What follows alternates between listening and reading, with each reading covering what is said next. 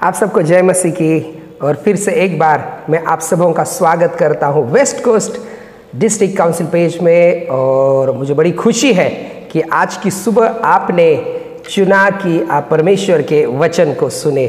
आइए प्रभु के लोगों, अगले 10 मिनट जो है हम परमेश्वर के वचन की मनादी करें, जो कि कुलुसियों की पत्री उसका 4 अध्याय 2 वचन से लेकर 4 वचन तक, कोलोसियंस चैप्टर 4 वर्स 2 to 4, उसमें इस प्रकार से लिखा है, प्रार्थना में लगे रहो और धन्यवाद के साथ उसमें जागृत रहो, और इसके साथ ही साथ हमारे लिए भी प्रार्थना करते रहो कि परमेश्वर हमारे लिए वचन सुनाने का ऐसा द्वार खोल दे कि हम मसीह के उस भेद का वर्णन कर सके जिसके कारण मैं कैद में हूँ, और उसे ऐसा प्रकट करूँ जैसा मुझे करना उचित है। प्रभु के लोगों, एक मसीही व्यक्ति के कुछ कार्य जो है, जो उसको अपने जीवन में करना है, उसके बारे में आज की सुबह कुछ देर हम सुनेंगे। देखिए, हम सब लोगों के जीवन में कुछ ना कुछ अचीव करने के लिए या प्राप्त करने के लिए हम उन कार्यों को अपने जीवन में करते हैं जिनको हमें, उस कार्य को करने के द्वारा हमें मदद मिलेगी जिस कार्य को हमें करना है। उदाहरण के तौर पर, अगर कोई भी सोचता है कि नहीं मुझे सेना में भर्ती होना है, तो वो क्या करेगा?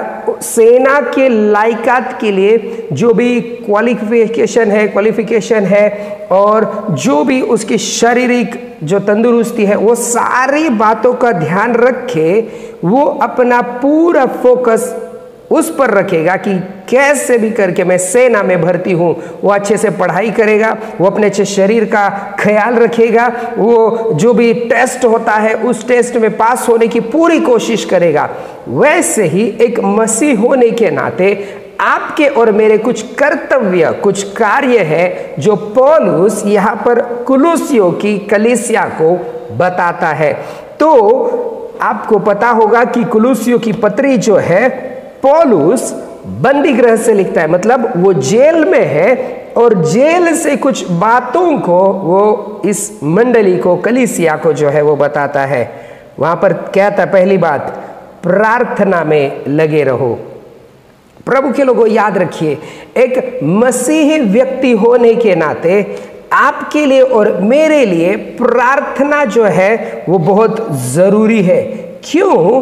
क्योंकि प्रार्थना ही है जो आपको आपके जीवन में जिस लक्ष्य तक आपको पहुंचना है, जो उद्देश्य आपके जीवन में पूरा करना है, उसको पूरा करने में सहायता और मदद मिलेगी। क्योंकि प्रार्थना वो है कि प्रार्थना में आप और मैं परमेश्वर से बातें करते हैं, परमेश्वर के सामने हम अपने निवेदनों को रखते हैं, हम परमेश्वर के सामने हमारी इच्छाओं को प्रकट करते हैं। तो परमेश्वर का वचन कहता है कि प्रार्थना में लगे रहो। प्रभु के लोगों, याद रखिए, इवन प्रभु यीशु मसीह की जीवन शैली अगर आप देखें तो परमेश्वर का वचन कहता है मरकुस रचित सुसमाचार में भी 1 अध्याय में कि यीशु मसीह जो है सुबह भोर में उठकर वो एक ऐसे जंगली स्थान में गया, निर्जन स्थान में गया, और वहां पर वो प्रार्थना करने लगा। और भी शुभ समाचारों में हमें पता चलता है कि यीशु मसीह पूरी रात भर जो है वो प्रार्थना करता रहा। याद रखिए प्रभु के लोगों, अगर प्रभु यीशु मसीह पूरी रात भर प्रार्थना कर सकता है, अगर सुबह भोर को उठकर वो प्रार्थना करता है, इसका मतलब आपको और मुझे भी प्रार्थना करना बहुत जरूरी है। तो यहां पर लिखा गया, प्रार्थना में लगे रहो और धन्यवाद के साथ उसमें जागृत रहो। उस घटना को मुझे याद आता है जब प्रभु यीशु मसीह उस अंतिम घड़ी जो उसने पृथ्वी पर बिताई थी, और उस गतशमने की उस बगीचा में वो चेलों को कहते हैं कि तुम थोड़ी देर तक क्या करो? प्रार्थना करो। और बाइबल कहता है कि प्रभु यीशु मसीह थोड़ा उनसे दूर चले गए और प्रार्थना कर कर वापस आए, और देखते हैं तो चेले क्या कर रहे हैं? सो रहे हैं। तो वो कहता है कि तुम क्या थोड़ी देर तक भी मेरे साथ नहीं जाग सकते, प्रार्थना नहीं कर सकते? प्रभु के लोगों, याद रखिए, जब आप और मैं प्रार्थना करते हैं तो हमें धन्यवाद देना है और उसमें जागृत रहना है। मतलब जो कुछ भी आप प्रार्थना निवेदन करते हैं, आपको पता होना चाहिए कि आप क्या मांग रहे हैं। आपको पता होना चाहिए कि आपके जीवन में क्या ज़रूरतें हैं और किसके लिए मुझे प्रार्थना करनी है। और बाइबल में लिखा गया कि जब तुम प्रार्थना करो तो यकीन करो कि तुमने प्राप्त कर लिया है। हालेलुया। प्रभु के लोग याद रखिए, परमेश्वर का वचन वही कहता है, पौलुस कहता है कि धन्यवाद के साथ जागृत रहो। तो जब कभी भी आप और मैं प्रार्थना करें, याद रखिए हमें धन्यवाद के साथ उसमें जागृत भी रहना है। और उसके आगे वो एक प्रार्थना निवेदन देता है कि हमारे लिए भी प्रार्थना करते रहो। याद रखिए, आपकी प्रार्थना या मेरी प्रार्थना कई बार अपने तक सीमित रहती है, लेकिन यहां पर पौलुस बताता है कि हमारे लिए भी प्रार्थना करो। किस लिए प्रार्थना करना है? याद रखिए, वो कहां पर है? बंदी गृह में। हमारे लिए मतलब इसके साथ और भी कई लोग होंगे, कई चेले होंगे जिनको प्रार्थना की जरूरत है। प्रभु के लोग याद रखिए, वो प्रार्थना निवेदन देखिए क्या कहता है। ऐसा नहीं कहता कि आप प्रार्थना करो कि हम जल्दी से जल्दी बंदी गृह से बाहर आ जाए। आप ऐसे प्रार्थना करो कि क्या जो हमारे ऊपर झूठे इल्जाम लगाए गए हैं तो वो सब खारिज हो जाए। नहीं नहीं, वो क्या प्रार्थना करने के लिए कहता है कि परमेश्वर हमारे लिए वचन सुनाने का ऐसा द्वार खोल दे।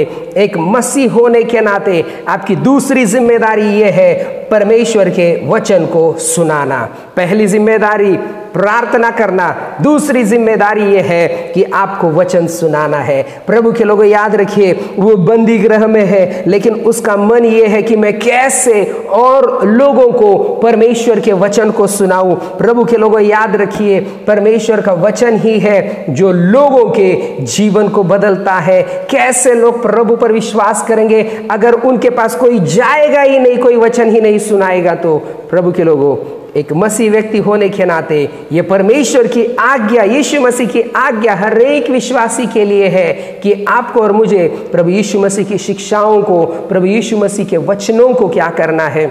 लोगों को सुनाना है। क्यों सुनाना है? क्योंकि कई सारे लोग आज भी अंधकार में है, कई सारे लोग आज भी बंधनों में है, कई सारे लोग आज भी श्राप में है। और परमेश्वर का वचन कहता है कि प्रभु यीशु मसीह इस धरती पर इसलिए आया कि वो आपके और मेरे पाप को क्या कर दे?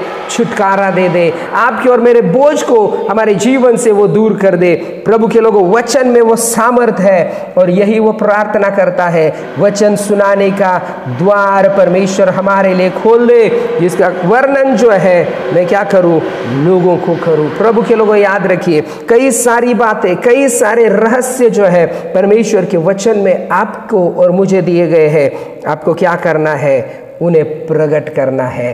प्रभु के लोगों, आप बचाए गए काफ़ी नहीं, आपको लोगों को बचाना है। आपने प्रभु यीशु मसीह पर उद्धारकर्ता के रूप में स्वीकार किया, अब आप स्वर्ग में जा सकते हैं 100%। वो काफ़ी नहीं, प्रभु चाहता है कि आप ऐसे कई सारे लोगों को परमेश्वर के वचन को सुनाए ताकि वो भी स्वर्ग के राज्य में प्रवेश कर सके। प्रभु के लोगों याद रखिए, प्रार्थना करिए, प्रभु से मांगिए कि परमेश्वर मैं चाहता हूं या मैं चाहती हूं, आप मेरे लिए रास्ता खोलिए। जैसे पौलुस यहाँ पर वही प्रार्थना करता है कि मेरे लिए वचन सुनाने का ऐसा द्वार खोल दे। प्रभु के लोगों, वो कहाँ पर है? बंदी गृह में है। वो ये प्रार्थना नहीं कर रहा, प्रार्थना करो जल्द से जल्द कि मैं बंदी गृह से वापस आऊं, बाहर निकलूं। ओ नहीं, प्रभु के लोगों, उसके मन में एक ही बात है कि मैं परमेश्वर के वचन को सुनाने वाला हो जाऊं। परमेश्वर मेरे लिए एक द्वार खोल दे। प्रभु के लोगों, दूसरी आपकी और मेरी जिम्मेदारी ये है कि परमेश्वर के वचन को सुनाना। परमेश्वर का वचन कहता है, यीशु मसीह जहाँ पर भी गया वो परमेश्वर की शिक्षा को बांटता रहा, प्रभु के राज्य के बारे में बताता गया। प्रभु के लोगों याद रखिए, इवन जब प्रभु यीशु मसीह ने अपने चेलों को सुनाया, वचन की घोषणा करने के लिए उसने सुनाया, लोगों को, चेलों को जो है वो भेजा। प्रभु के लोगों याद रखिए, परमेश्वर चाहता है एक विश्वासी होने के नाते, एक प्रभु का जन होने के नाते, या प्रभु की बेटी या बेटा होने के नाते आप और मैं प्रार्थना करने वाले, और दूसरी बात परमेश्वर के वचन को सुनाने वाले हो जाइए। आप ये मत सोचिए कि कौन विश्वास करेगा या कौन विश्वास नहीं करेगा। आपका काम है परमेश्वर के वचन को सुनाना, आपका काम है बीज बोना, फल देना परमेश्वर का काम है। आपके कार्य को आप करिए, परमेश्वर के कार्य को परमेश्वर करेगा। याद रखिए, प्रभु यीशु मसीह इस दुनिया में आने का एक ही मकसद था कि वो आपको और मुझे परमेश्वर पिता से मिलाए। जो लोग नरक की ओर जा रहे हैं उनको नरक से छुटकारा प्राप्त करा के स्वर्ग में पहुंचाए। आप पहुंच रहे हैं, आप पहुंच गए हैं। याद रखिए, कई सारे लोग आज उस नरक की राह पर जा रहे हैं। आपकी प्रार्थना या आपका परमेश्वर का वचन उन्हें उस अधोलोक से बचा सकता है, उस नरक की आग से बचा सकता है। इसलिए परमेश्वर ने आपको चुना है। पौलुस के समान प्रार्थना करिए। धन्यवाद की प्रार्थना और वचन सुनाने के लिए परमेश्वर आपके लिए और मेरे लिए रास्ते खोले। आइए हम प्रार्थना करें। अनुग्रहकारी जीवित परमेश्वर पिता, हम धन्यवाद देते हैं आज के वचन के लिए।